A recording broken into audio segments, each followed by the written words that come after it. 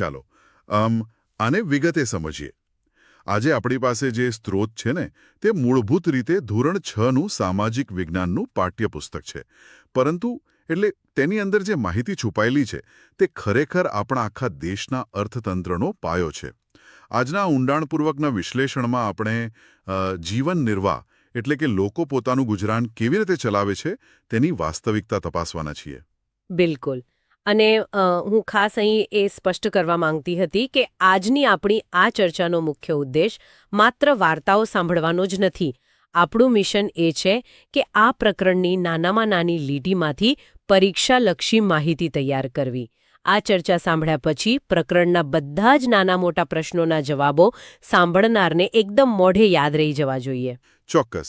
એટલે જ્યારે આપણે ભારતની વાત કરીએ ત્યારે આપણા મગજમાં પેલું 5,000 કરતાં વધારે શહેરો અને 27,000 જેટલા નાના મોટા નગરોનો નકશો ઊભો થાય છે. આટલી વિશાળ વસ્તી દરરોજ સવારે ઉઠીને કામ પર જાય છે. હા, અને આ બધું કાનૂની પીઠબળ સાથે થાય છે. જો આપણે પરીક્ષાની દૃષ્ટિએ જોઈએ તો ભારતના બંધારણે દરેક નાગરિકને દેશના કોઈપણ રાજ્યમાં જઈને શાંતિથી રહેવાનો અને પોતાનો વિકાસ કરવાનો મૂળભૂત અધિકાર આપ્યો છે. આ જ અધિકાર સ્થળાંતર અને રોજગારીનો સૌથી મોટો પાયો છે. સાચી વાત છે. આ સ્થળાંતરની વાત સાંભળીને મને એ વિચાર આવતો હતો કે આખી સાંકળની શરૂઆત ક્યાંથી થાય છે. મોટાભાગના લોકો ગામડામાંથી શહેરમાં આવે છે, તો ગ્રામીણ અર્થવ્યવસ્થાનું વાસ્તવિક ચિત્ર કેવું છે? વાસ્તવિકતા આપણે વિચારીએ છીએ તેના કરતાં ઘણી કઠોર છે. સ્ત્રોતમાં ગ્રામીણ જીવનને સમજાવવા માટે મધુબા નામના એક પાત્રનું બહુ સરસ ઉદાહરણ આપ્યું છે. મધુબા પાસે પોતાની કોઈ જમીન નથી. તેઓ ખેતમજૂરી કરે છે. એટલે ખેતમજૂરી કરે છે એટલે તેમની પાસે આખું વર્ષ કામ? ના, આખું વર્ષ કામ બિલકુલ નથી હોતું. અને અહીં જ પરીક્ષા માટે પેલો ચાર્ટ યાદ રાખવો જરૂરી છે. પુસ્તકમાં ખેતીનું એક આખું ચક્ર આપ્યું છે. જૂન જુલાઈમાં વરસાદ આવે એટલે ખેડ કરવાનું કામ હોય. બરાબર. ઓક્ટોબર નવેમ્બરમાં પાક સાથે ઉગી નીકળેલું વધારાનું ઘાસ કાઢવાનું એટલે કે નિંદામણ થાય. અને ત્યારબાદના મહિનાઓમાં લણણી આવે. ઓહ, એટલે આ ચોક્કસ મહિનાઓમાં જ તેમને કામ મળે છે એમને? હા, લણણી પૂરી થઈ જાય એટલે ખેતરમાં કોઈ કામ બચતું નથી.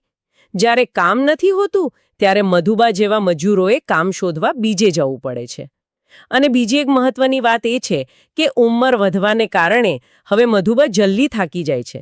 તેથી તેમના પતિ તેમને ઘરકામમાં મદદ કરે છે. આ તો જમીન વિહોણા મજૂરોની વાત થઈ. પણ જો કોઈની પાસે પોતાની જમીન હોય તો તેની સ્થિતિ તો સારી જ હશે ને? જુઓ, અહીં જ આપણને સલમાનનું ઉદાહરણ સમજવામાં મદદ કરે છે. સલમાન પાસે પોતાની 10 એકર જમીન છે.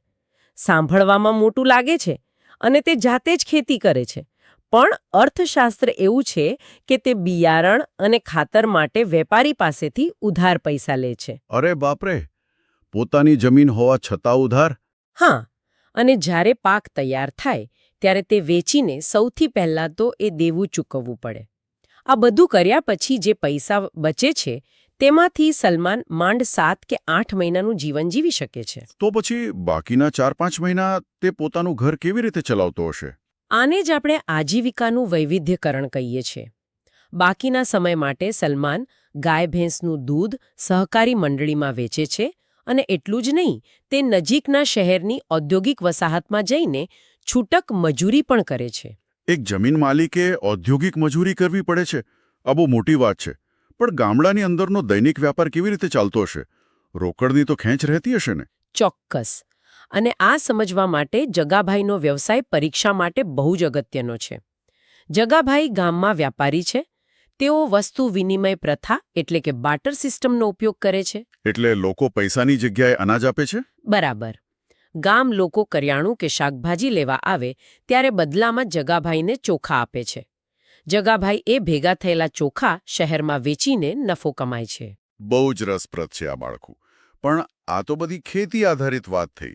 ભારતમાં તો આટલો લાંબો દરિયા કિનારો છે. શું દરિયાકાંઠાના ગામડાઓનું અર્થતંત્ર ખેતી કરતાં વધુ સ્થિર હોય છે? જરાય નહીં. સ્ત્રોતમાં સંચારડા ગામના રૂડીબેન અને લખીમાની વાત છે. તેમની પાસે ખેતી માટે જમીન નથી. તેઓ માછીમારી કરીને પૈસા કમાય છે અને તેમની પાસે એક નાની હોડી છે. પણ દરિયો તો 12 માસ હોય છે ને, તો એમને તો આખું વર્ષ કામ મળતું હશે. આ જ તો પરીક્ષા માટે યાદ રાખવા જેવો મુદ્દો છે. માછીમારો વર્ષમાં માત્ર 8 મહિના જ માછલી પકડી શકે છે. ખાલી 8 મહિના? હા, ચોમાસાના 4 મહિના દરિયો ખેડવો ખૂબ જોખમકારક હોય છે, એટલે તેઓ માછીમારી કરી શકતા નથી અને આ ખાલી સમયગાળા માટે તેમને ફરજિયાત ઉછીના પૈસા લેવા પડે છે. એટલે ફરી પાછી પેલી દેવાની સાંકળ ચાલુ થઈ જાય. હા, અને જો આપણે આને મોટા ચિત્ર સાથે જોડીએ તો સમજાય કે આમાં પર્યાવરણ પણ હવે મોટો ભાગ ભજવે છે. એ કેવી રીતે? આજકાલ પ્લાસ્ટિક અને ઉદ્યોગોનું પ્રદૂષિત પાણી નદીઓ મારફતે સીધું દરિયામાં જતું રહે છે. એટલે કિનારા પર તો માછલીઓ મળતી જ નથી. માછીમારોને હવે જીવના જોખમે ખૂબ દૂર સુધી દરિયામાં જવું પડે છે. અને કુદરતી આપત્તિઓ પણ એક મોટો ફટકો આપતી હોય છે. બિલકુલ. સ્ત્રોતમાં ભૂતકાળમાં આવેલી સુનામીનો ખાસ ઉલ્લેખ છે. સુનામીમાં રૂડીબેનની હોડીને મોટું નુકસાન થયું હતું, જેના પછી સરકારે તેમને નવી હોડી લાવવા આર્થિક સહાય કરી હતી. આ બતાવે છે કે કુદરતી આપત્તિઓ જીવન નિર્વાહ પર સીધી અસર કરે છે. આ બધું જોતા એવું લાગે કે લોકો ગામડું છોડીને શહેર તરફ કેમ આકર્ષાય છે. પણ શું વાસ્તવમાં શહેરનું જીવન એટલું જ સરળ છે? શહેરમાં લોકો શું કામ કરે છે? શહેરનું જીવન પણ સંઘર્ષથી ભરેલું છે. રેખાના ઉદાહરણ દ્વારા સ્ત્રોતમાં રસ્તા પર થતા વ્યવસાયોનું વર્ણન છે. કોઈ શાકભાજીની લારી ચલાવે છે, કોઈ સાયકલ પંક્ચરની દુકાન ચલાવે છે, કોઈ બૂટ પોલિશ કરે છે, તો કોઈ સોડા શરબત વેચે છે. આપણે રોજ આ લોકોને જોઈએ છે, પણ ક્યારેય વિચારતા નથી. અને પરીક્ષા માટે અહીં એક બહુ જ મહત્વનો આંકડો આવે છે. એક અંદાજ મુજબ શહેરમાં રોજગારી મેળવતા કુલ વ્યક્તિઓ પૈકી 12% લોકો રસ્તા ઉપરથી રોજગારી મેળવે છે. 12%? આ તો બહુ મોટો વર્ગ કહેવાય. હા, અને અહીં સૌથી રસપ્રદ વાત એ આવે છે કે લોકો પોતાનું કામ બદલવા મજબૂર થાય છે. કરશનબાઈનું ઉદાહરણ લો. કરશનભાઈ, જે બનાસકાંઠાથી આવ્યા હતા? હા, બનાસકાંઠા જિલ્લાના વાવ તાલુકાના માવસરી ગામથી, જે પાકિસ્તાનની સરહદ પર છે. તેઓ ત્યાંથી થરાદ શહેરમાં આવ્યા. ગામમાં તેમનું પેઢી દર પેઢી ચાલતું સુથારી કામ ન મળ્યું, એટલે તેમણે શહેરમાં રિક્ષા ચલાવવાનું શરૂ કર્યું. એટલે એક કસબીએ પોતાની કળા છોડીને બાળકોને શાળાએ પહોંચાડવાનું કામ સ્વીકારવું પડ્યું. બરાબર. આને ડી-સ્કિલિંગ કહેવાય. પણ આ તો વ્યક્તિગત રોજગારી થઈ. સામૂહિક શહેરી જીવન નિર્વાહ સમજવા માટે ફેક્ટરીની રોજગારી સમજવી પડે. નીલમના મામા એક મોટી ગાર્મેન્ટ ફેક્ટરીમાં કામ કરે છે. Garment factory? એટલે ત્યાં મશીનોથી કામ થતું હશે ને? હા, ખૂબ જ આધુનિક મશીનોથી ઓછી મહેનતે વધુ કામ થાય.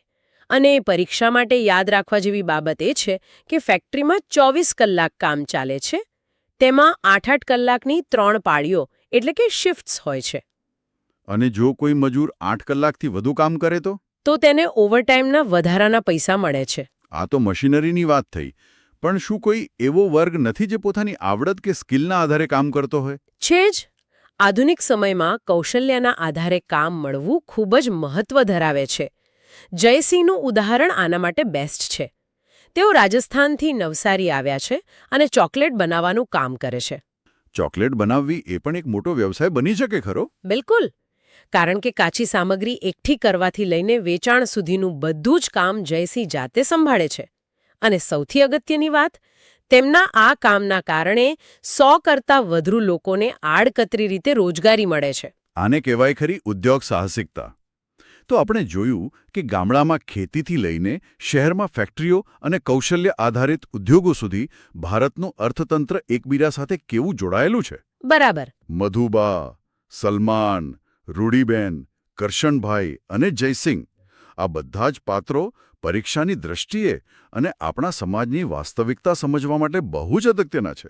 સાચી વાત છે.